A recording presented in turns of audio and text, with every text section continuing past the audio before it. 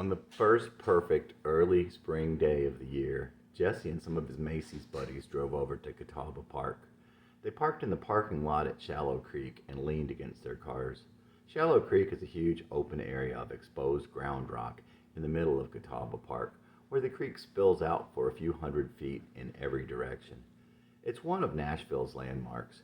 If you're from out of town, you might scratch your head, but every local knows where it is and can immediately summons a mental image of summer and kids splashing. They were laughing and drinking, and the sun felt so good on their skin. Jesse's brother Matthew was there, and Brad's sister, and Barry. Barry was also a couple years younger than Jesse. He was kind of quiet, but kind of cocky. Barry liked to be silly and wasn't really mature. He tended to judge people even though he was pretty easygoing. Barry and Jesse were pretty good friends for a while. Out of nowhere, or so it seemed to Jesse, a police cruiser pulled up. Didn't really seem like a big deal to Jesse, but Matthew, being underage, quickly handed his beer to Brad's sister. The cop gave a ticket to her and to Jesse for drinking in a public place. They didn't even know that it was against the law. Oh well, thought Jesse at the time, at least I didn't get arrested again. Brad's sister, however, was really mad, but she only had to pay a fine, a small fine. Jesse got 10 hours of community service. He had to clean up trash in the parks. Didn't seem too bad, except for the time, which he couldn't really spare. The first day wasn't so bad. The next day, however, Nashville happened to get a freak snowstorm. It snowed all day while he was out picking up trash. His feet were frozen and soaked, and the light jacket and no gloves didn't cut it. By the end of the day, there was 6 inches of snow on the ground. But the next day, he was sick. Another fine summer day, Jesse and Rick sat in a bar trying to decide if the song had it right. Was the perfect order actually in the title? Should you drink the bourbon first, then the scotch, and finish up with beer? They tried every conceivable combination and were convinced. Of course, they had to try the original combination one more time just to be sure. Yep, it is 1 bourbon, 1 scotch, and 1 beer in that order. One day near the end of that summer, Jesse and Rick and Brad and a couple of girls from Macy's decided to go to the downtown music fest that night. Brad was a few years younger than Jesse, nerdy but cocky, thin, not too tall, curly dark brown hair. Soon his beard would grow thick and he'd keep a 3-day growth, put on some pounds, lose the glasses, and like Springsteen, he'd be that much more to reckon with. But for now, Brad was just an arrogant kid. Jesse drove his family's little Toyota diesel. Shortly after they got there, Jesse had already had several beers and was geared up for kind of a heavy drinking night. He handed Rick his keys. The night didn't go quite as planned, and Jesse quit drinking shortly afterward. By the time everyone was ready to go, Jesse was tired but stone cold sober. He asked for his keys back. Rick had given them to Brad. No, you can't have them. I'm driving us home. You're drunk. Brad, who was just 18, was pretty drunk himself. I don't think so. Brad, give me my keys. I am totally sober.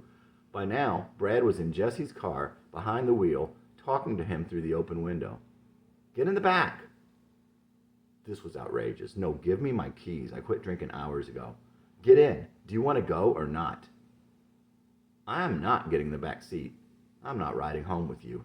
Brad rolled the window up. Jesse stood there. Everyone else was in the car. No one got out. No one said anything, not even Rick or the girls. Brad started driving away slowly. The heck if I'm running after him. This is stupid. Jesse started going the other way. Suit yourself. Jesse was miles from home, tired and sober. He walked to the road and started hitchhiking. He walked a very long way before anyone stopped. It was way dark out, but he could see the big maroon car 100 feet ahead, running and reflecting the moonlight. Jesse caught up and walked around to the passenger side, and the driver opened the door. Where are you going? The driver was a black chick, all made up and kind of crazy looking. Jesse told her and got in. The driver chatted away to Jesse while she played Cadillac of Love on the 8-track. Okay. The driver was not a woman. Jesse was in the car with a black transvestite. Yet another time, he was so glad to get out of the car. When he got to a payphone, he called Rebecca, who came and picked him up. She took Jesse back to her apartment. Great. Jesse and Rebecca had spent quite a lot of time together back before he had met Rachel in the days when Mandy refused to see him. Rebecca had been his confidant during those times, but he also ended up in bed with her again and again. Jesse kept saying to her, "This is bad for you. It's got to end." But she would tell him, "No, I like it. I like it because you're safe." Jesse decided a couple of times that it was over, but it wasn't long before it started up again. One winter day back then after work, they walked to the parking lot together, and Rebecca suggested they go eat dinner. "No, I can't. You know what always happens." Rebecca protested. "We'll just get something to eat, that's all." She was always so convincing. She must have believed it, or something. She probably would have said anything, and he would always believe it, or something. They sat talking in the little fast food joint. There were only 3 other tables, and they had that place to themselves. Rebecca looked down so that Jessie would notice as she kicked off one of her hard little flats. Her chubby leg reached out under the table, and her fat little foot pushed its way between Jessie's legs. Through the thin hose, her prehensile toes greedily searched him out. She could feel the change almost immediately. Jesse closed his eyes for a minute and breathed in a sigh. No words passed between them, but Rebecca's eyes challenged him. "Ready?" Jessie glanced toward the register and then quickly pushed her leg away in a poor and belated sense of outrage. Rebecca picked up her purse and stood up as she slipped her shoe back on. Jessie followed her mutely as she headed to the door. He looked away as Rebecca passed a knowing smile to the girl at the register. Once outside, she put her hand down his pants. Had she put her other hand down the back, it would have been over then and there. She led him like that to her car and stuffed him in the passenger seat. In his room, she quickly stripped off her tight jeans and big, translucent, flesh-colored polyester panties. The snap in the zipper and the wrinkles of the panties all left thick red marks on the flabby white skin of her stomach and below. It always turned him on. Things that somewhat disgusted Jesse turned him on, and the beauty and innocence he loved and wanted so badly, he tried to keep asexual. Not long afterward, as he sat on his bed and got dressed, the feeling washed back over him. But worse, of course. Each time was worse. Over and over, time and again. It was like he was cheating on someone. Himself? Mandy? It made Jesse ill and lightheaded. All the time now. It was the guilt and lost innocence and the ill feeling that he didn't hold out for the one who waited for him, that he somehow betrayed her and would never be good enough for her now, that he couldn't be true to himself even, chasing something he didn't want. One night, some weeks later, Jesse sat on his bed at his mother's house. Rebecca stood naked with her back to him across the small room. "Take me to Ravenwood. I want to go there now. I'm crazy and I need to be there. Take me now." It was nearly midnight. Jesse was freaked out. No one had ever said anything like this to him. He took her to her parents' house and rung the doorbell. Her father disappeared with Rebecca. As Jessie sat alone on her family room sofa, her beautiful little sister came running down the stairs in her little white nightie and bare feet and sat in Jessie's lap. It was unreal. When it was all over, her parents were grateful to Jesse and thanked him. His general sense of unease was reaching new heights, but that didn't stop him. Chapter 46. Brent was a big guy with brown curly hair, 6'4", muscular. He was an only child and a loner. He still liked to fight, even at 20-something. He and Jesse were an odd pairing. Once he told Jesse that he hated cute little guys like you because the girls love you. But they'd go to the bars together all the time. Brent liked Jesse because he didn't hang on. They'd go their separate ways, trolling for girls. That March, Brent asked Jesse if he wanted to drive down to Boca Raton with him. They could stay at his cousin's apartment. It was a good trip. Volleyball, the gym, the bars. At night, Jesse listened to Brent's cousin's vinyl records. The best ones were Bustin' Out by Pure Prairie League and Will-O-the-Wisp by Leon Russell. Bustin' Out had Amy on it. It was probably also the greatest country rock album ever. Early Morning Riser and Bolder Skies were 2 of the greatest songs ever, and it was a great record from beginning to end. It would become one of Jesse's favorite albums. Will-O-the-Wisp had Lady Blue, Bluebird, and Back to the Island, some other great and peaceful songs. In the daytime, they'd play volleyball and work out. Jesse liked the people down there. Before a serve, Jesse would sometimes say, "Fuck me, Amadeus." It cracked them up. They thought Jesse was so funny anyway. Jesse had finally achieved that. He'd wanted to be funny when he was younger. Now that he had it, unlike most funny people, he didn't turn it on or off. He'd go days and days, maybe weeks and weeks without being funny. Wouldn't care to be. He wasn't the type. But he'd say something accidentally, and people's laughter, even one person's laughter, would get him on a roll. He'd be on. One day at the gym, Jesse was lifting a little more than Brent. He looked pretty good at that point in his life. If you weighed 190, you'd be scary. Jesse must have been around 165 at the time, maybe 175. One night down there in a town called Jupiter Beach, at a small local rock and roll bar with a dance floor, Jesse picked up and carried an unsuspecting little short girl to the dance floor. They danced to some rock and roll song. Afterward, Brent and Jesse started talking to her and her friend. Her friend was more like 5'8", very pretty. The little girl didn't seem to like Jesse so much. She seemed to be attracted to Brent. He was about twice her height and 3 times her weight, but that was good. Jesse liked her friend better, and she seemed to really like him. Jesse and the girl from the bar went out to Brent's car. They were kissing and talking and really liked each other. Next thing you know, though, her friend was heading to the car, quickly with Brent behind her. "I want to go now." "How about in a little while?" "No, I want to go now." Brent's personality wasn't always so easy, but the girl agreed to meet Jesse the next night. Again, the next night, they were really hitting it off. She was so sweet and pretty. Jesse liked the feel of his arms around her. They were standing outside talking, a little ways away from the others for privacy. But the next thing you know, Brent and her cousin were squaring off.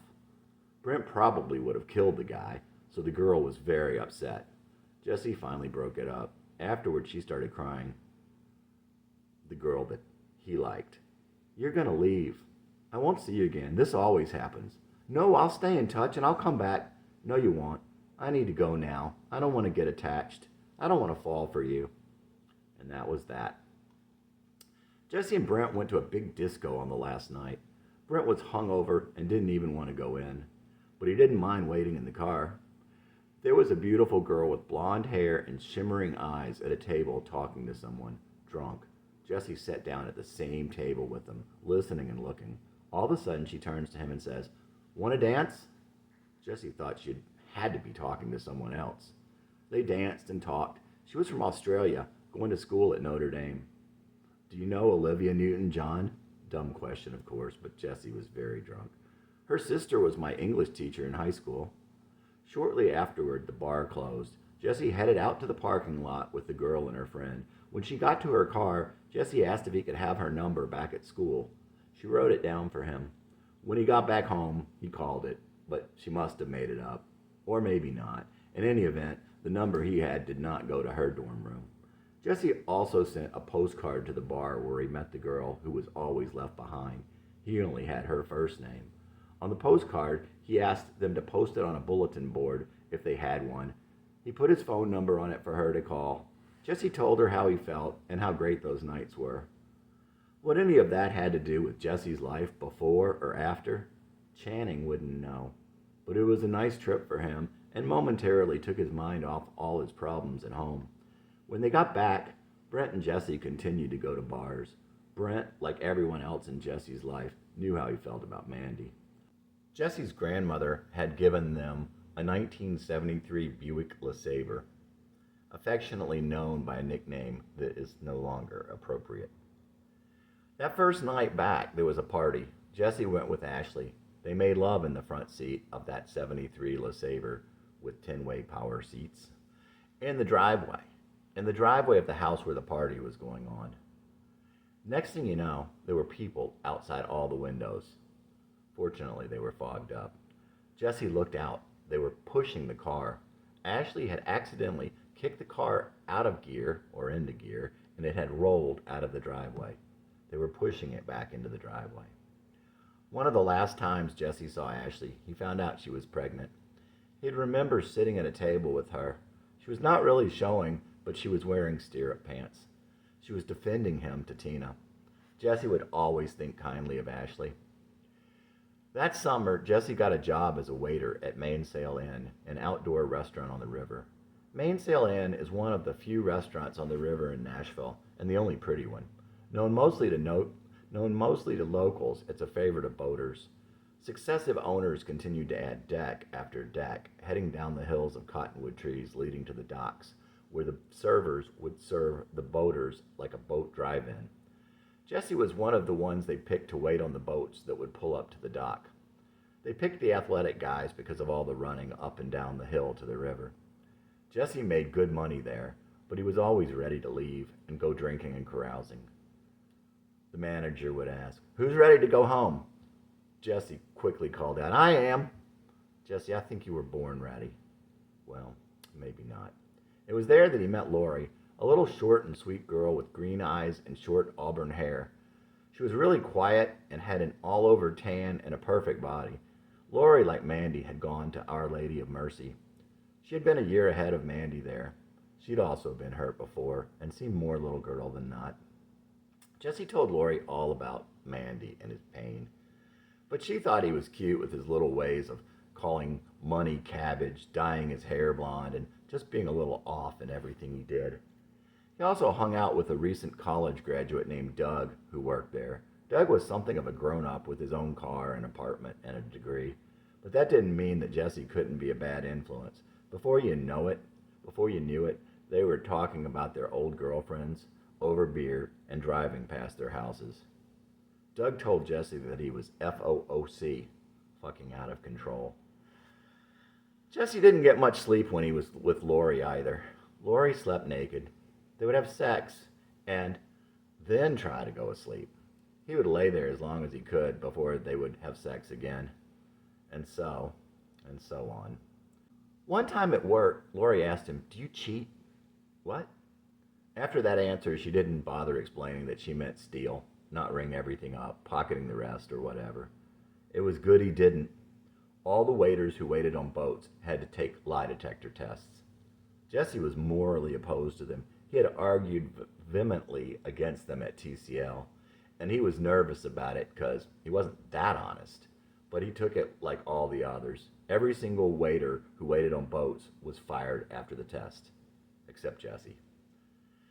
Jesse abused Lori by constantly talking about Mandy. She couldn't take it very long. For 2 months, they shared a bed in Jesse's problem.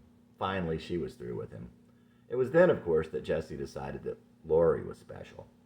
Now, Jesse drank only to get burned by 2 girls. The young workers at Mainsail Inn all partied after work together. Night after night, Lori would be there, and Jesse would pretend to be having a blast, both of them knowing he wanted her back. It might have been better had he been fired. One night, they were all going down to Outings, a bar just down River Run from Mainsail Inn. Outings was attached to a Marriott. It had a DJ and a nice little dance floor surrounded by tables. Never too loud, it was often pretty empty till the mainsail crowd came in. The occasional boaters or hotel guests tended to be the only other patrons. One night, Jesse was going to drive over there, but another waiter, Dick, insisted that Jesse ride with him. Dick was thin and weaselly, straight but seemed gay. He was too nasty to be gay, though. He pretended to be Jesse's friend to get to Lori, which was weird since they were broken up. The little asshole took him there only to abandon him, so that he could go somewhere else with Lori without Jesse there. Funny thing was, Lori would have never gotten with Dick. She thought he was quite a wiener. The next day at work, Jesse glared at Dick. Dick yelled out, "I'm not afraid of you and your big muscles." One of the managers immediately ran up to Jesse. "All right, clock out." She was firing him.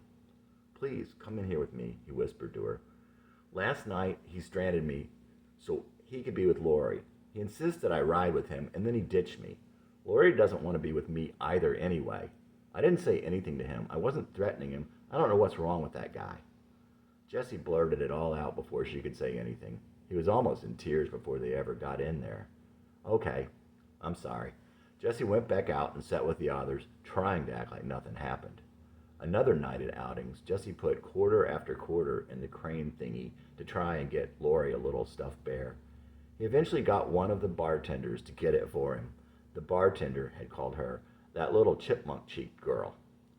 Shortly thereafter, the same bartender was chasing after Lori and ended up going out with her, at least once. This lasted 6 more weeks. Lori left for Florida to chase after an old boyfriend of her own. Jessie's disease must have been contagious. Before she left, he gave her a note in a box with the little bear.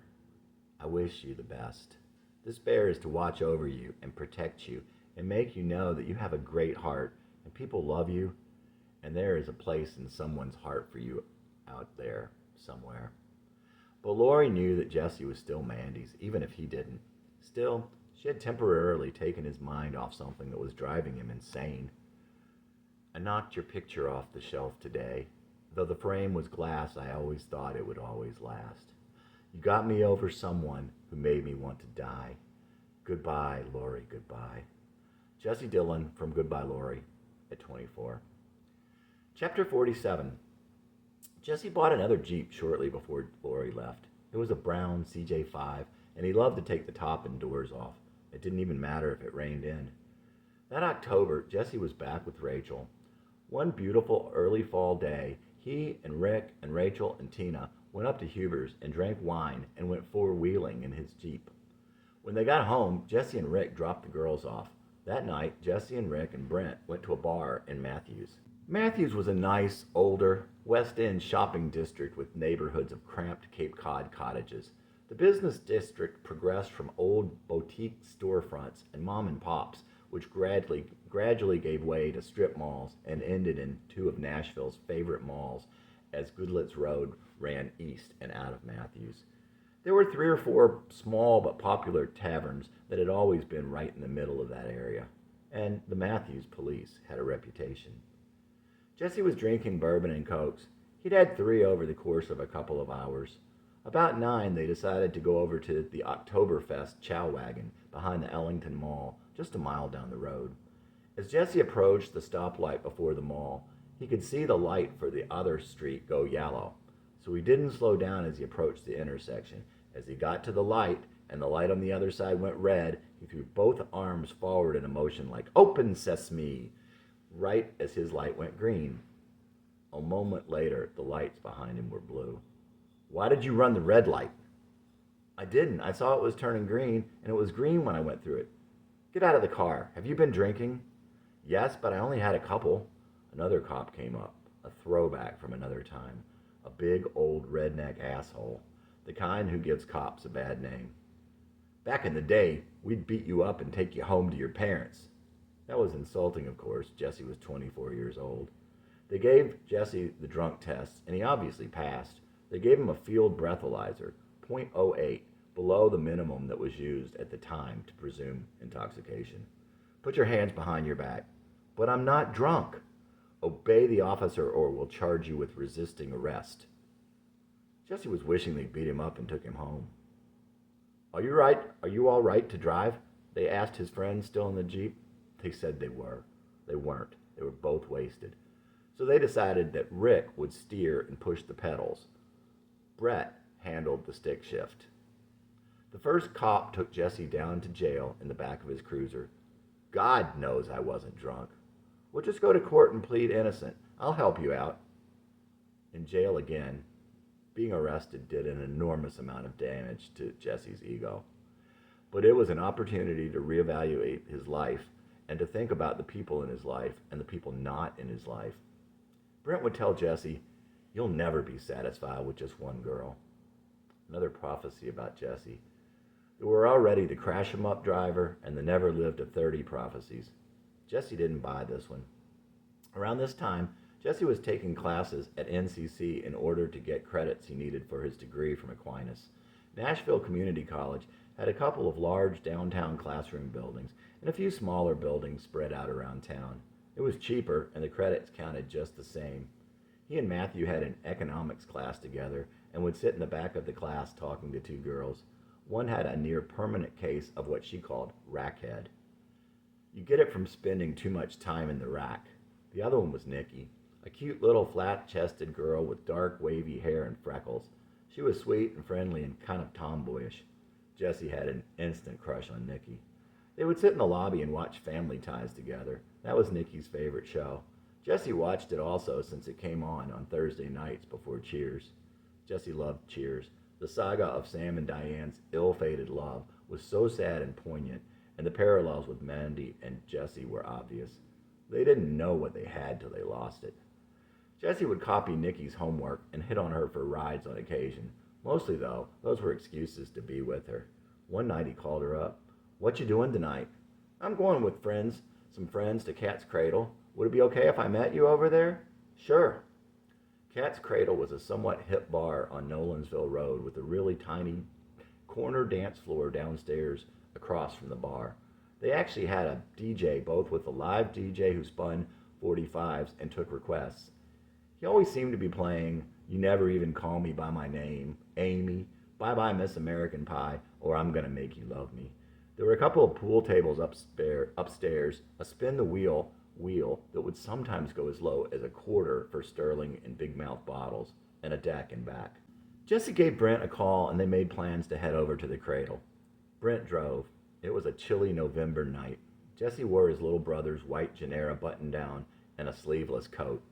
Matthew and Jesse both loved that shirt. It was nice of Matthew not to get too pissed that Jesse was always wearing his clothes. When they got there, Jesse went and got them a six of Big Mouths. They mostly parted ways after that, but there was another six somewhere along the way. Jesse caught up to Nikki down at the dance floor and they talked. Someone asked her to dance. Jesse sat there watching for a couple of dances. Drunk, watching like he lost his best friend. "Aw, is someone dancing with your girlfriend?" "Dude, what's your problem?" "I don't have a problem." A minute later. "Hey, wuss, what's the matter? Does he have your girl?" "All right, outside." As they walked back by the bouncers, the tall dude said, "This will only take a minute." When they rounded the corner at the back of the bar, by the alley, Jesse ran up to the guy and swung as hard as he could. Punched him right smack in the middle of his face. The other dude didn't hesitate a second. He came right at Jesse, threw his big long arms around him, wrestled him to the ground, and began punching him in the kidneys. This went on until the bouncer came out and told him to break it up. They walked back around front. "You can't come in." "I just need to tell my friend I'm leaving." "Nope." Jesse waited outside. After a while, he saw a girl he knew and asked where she was going. She was going to Matthew's. Well, that was better, so he asked to ride with her. He got out of the car and strolled into Buck's Tavern. Buck's Tavern was across the street from Brennan's, but was definitely more of a dive. Buck's always smelled like beer and pee. It was small and darkish with a single pool table in the back and a mixed but youngish crowd. Jesse's shirt was torn, and he'd left his jacket inside the Cradle. As he walked by the tables, he saw Kate and her boyfriend Chris sitting there, drinking a pitcher and watching a band. "Can I hang with you guys?" Sure." "I got into a fight at the Cradle, punched the guy square in the face, figured he'd cry, but instead came right at me. He was a big, lanky guy, and we just lay on the ground, his big, long arms around me, punching me in the kidneys." Jesse asked if he could have some of their beer. When they said yes, he picked up the pitcher and started drinking out of it. He drank it all, and then went to the bathroom. He was drunk, disoriented, angry. Angry at Mandy, probably. Jesse punched a hole in the wooden door, cutting up his hand on the jagged edge, and splinters. A while later, he went back over to their table. They looked at his hand. "I hit some guy." "Hey, I left my jacket at the Cradle. Would you take me back over to get it?" "All right." They took him back over there and waited while he explained to the bouncer and went in after the jacket. Jesse found Brent and told him what had happened. "Oh, man, you should have told me. I would have beat his ass." "Yeah, sorry. I didn't think about it, and besides, he was pissing me off." Brent dropped Jesse at Rachel's at 4 in the morning. She took care of him and let him stay there the next couple of days. She also sewed his brother's shirt. His brother didn't want it anymore, of course, but Jesse still liked it. He wasn't proud. That was the real start with Rachel. Jesse was pretty much out of action for a couple of days after that. He quit working, he quit going out. It slowed him down and gave him a chance to be with her and appreciate her. It gave Jesse some time to think and to realize how he loved her. Jesse had seen Rachel from time to time during this period, usually drunk, but now he was coming back to his senses. Deep down, he also was coming to realize that maybe he loved Rachel like no other ever. But still, how could he get over Mandy? And he didn't want to break Rachel's heart, too. God, he didn't want to hurt her. But it was to be a wonderful year. Jesse and Rachel grew closer and closer. Jesse came to realize that, yes, He did love Rachel. They spent more and more time together, and gradually he began to win his fight to get Mandy out of his heart, if not his mind. The tide seemed to be turning. On Valentine's Day, Rachel gave Jesse a 45 of one of his favorite songs, We'll Sing in the Sunshine by Gail Garnett. It was a song he had seldom heard since his mother used to play it for him when he was only a couple years old. That's the kind of person Rachel was. It was such a wonderful and thoughtful present, and no way it would seem that she could have found it. Jesse also gave Rachel a song, one he had written for her, Valentine. Rachel, you are my angel, for all the ways you showed me the light. Rachel, this is my Valentine, for all the ways you said you were mine. Rachel, if we go our own way, we may both find another one day, but I'll never lose what you gave me, nor could I lose the love that could save me. All my life I've been wrong. You're the first thing that's gone right. Princess, you knew all along, finding love is worth a fight. Girl, you don't know how good you are. God loves you more than you know. All your life you've looked for a star, but you're the star waiting to glow. Rachel, if we go our own way, we may both find another one day, but I'll never lose what you gave me, nor could I lose the love that could save me. Jesse Dillon in February of his 24th year. They decided to go on a trip to Charlotte. They got a hotel and saw the site and went to Carowinds. Carowinds had music and pretty trees and flowers, not your typical amusement park. It was clean and the lines were small. The day they went, about 2 in the afternoon, a storm was coming in, and they closed all the rides over lightning fears. Jesse and Rachel went back to their room. It was then that Rachel knew she loved Jesse, and it was then that Jesse first told Rachel he loved her. When they got back, never one to leave well enough alone, Jesse wrote Mandy a letter saying that maybe they could be friends. One day, Jesse ran into one of Mandy's friends, and she told him that he should leave Mandy alone. Much upset by some of what was said, Jesse began to have more and more days free from thinking of Mandy. And when she did enter his thoughts, what he thought about her wasn't kind. Jesse thanked God every day that the nemesis that had plagued his heart and mind was almost gone. Jesse would go and stay with Rachel when she would babysit kids from the daycare where she worked. She had her favorite, a little baby with a hole in his heart. His name was Aubrey, like the bread song. Rachel called him her little Aubrey. One night, when the baby was asleep and Rachel was dozing in Jesse's arms, Jesse wrote 2 songs. He was starting to really love Rachel, and he was starting to see some things more clearly. He was not who he thought he was. Rachel brought out the good in him, and God had finally sent him an answer to his prayer from long ago. The best of me. I guess you probably think you got the best of me, 'cause every time you came around, you knocked me to my knees. You thought I gave you all I had, and you never lost to me. But you never even saw the best there was of me. She's got the best of me, the part you could never see. It's not what she took, it's what she helped me be. That is the best of me. Sometimes I used to think you got the best of me, 'cause every time you came around, you knocked me to my knees. I thought I gave you all I had, and you never lost to me. But you never even saw the best there was of me. She's got the best of me, the part you could never see. It's not what she took, it's what she helped me be. That is the best of me. Jesse Dillon at 25. On this next one, I only found a tape of Jesse doing the chorus. Answer is a man. Going through my youth, finding only questions, trying to answer as a man. Suddenly one night, you sent an answer. I was to love her all I can. How dare I forget you are my God? How stupid can I be? How much evil is in this world? How did I forget you were my God? Going through my life, never stopping for direction, living as best As a man, looking back on that night, more significant on reflection, I could only see part of your plan. Now I could never forget you are my God, nor how you saved me. From a world of death and pain, you created all and you will again. How could we forget you are God? You created all and you will again. You created all and you will again. You will again. Jesse Dillon at 25. Jesse and Rachel became closer with each passing day. Finally, Jesse was sure that she was the love of his life. Rachel had changed his life, that's for sure. She had made him happy, and he loved her with all his heart.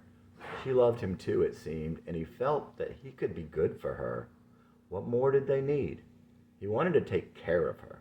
He wanted to take care of her for the rest of her life. With God's help, they would be happy. Jesse asked Rachel to be his wife. They would be married in May. I Love You by the Climax Blues Band. When I was a younger man, I hadn't a care, fooling around, hitting the town, growing my hair. You came along and stole my heart when you entered my life. Ooh, babe, you got what it takes, so I made you my wife. Since then, I never look back. It's almost like living a dream. And ooh, I love you. You came along from far away and found me here. I was playing around, feeling down, hitting the beer. You picked me up from off the floor and gave me a smile.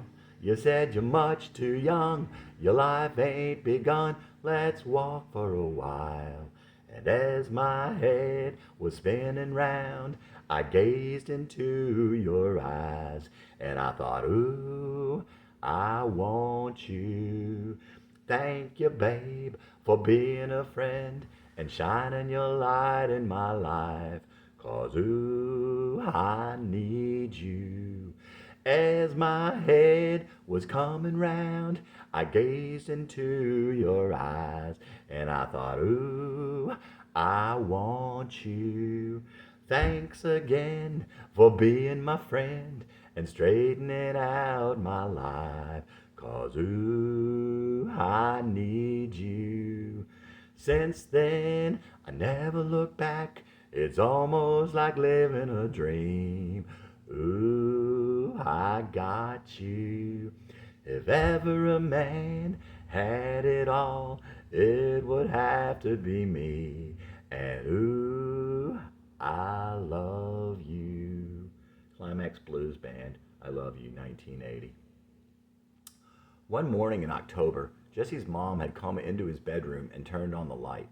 Jesse was groggy, but he heard her saying that she was flying to North Carolina. Her father was in the hospital, and he wasn't doing very well. She was afraid it would be the last time she would see him. Jesse didn't even get up to see his mom off. He said a quick prayer for his grandfather and fell back asleep.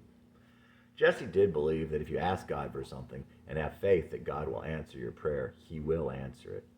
So it was with guilt that he would think back on that little wisp of a prayer. He didn't bother to stay awake long enough to consider whether or not he believed that God would answer his prayer. Jesse's grandfather died that night.